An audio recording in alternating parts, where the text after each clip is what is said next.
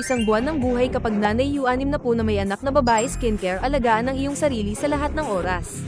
Sa kalye pati na rin ng dalawang kapatid na babae magtanong kung alam mo. Sa pamamagitan ng paglalagay ng serum at regular na pag-inom ng collagen 2x1 araw.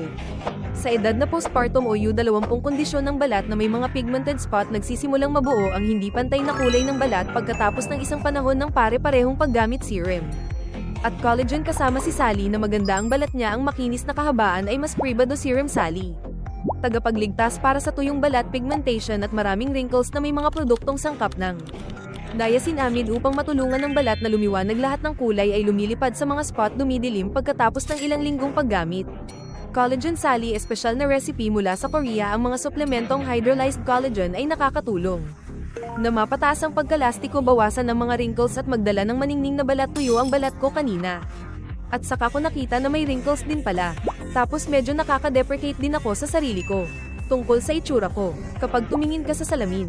Sa totoo lang, sobrang lungkot din ang nararamdaman ko. At pagdating sa mga pampaganda, Charlie, nalaman ko na ang aking balat ay mas moisturized.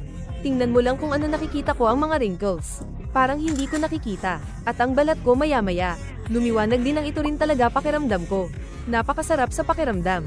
Kapag papasok ako sa trabaho, sinasabi ng mga tao na ito ay isang magandang oras. Hindi mahalaga na ang saw ay mukhang mas bata kaysa doon.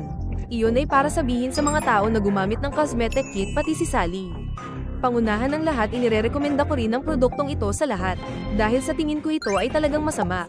Ito ay isang produkto na talagang pinaniniwalaan ko. And sincerely, payuhan ng mga kliyente ko niyan, dapat gamitin kasi nakakamangha talaga ang effect. Patuloy naming gagamitin at irerekomenda si Sally sa aking skincare routine.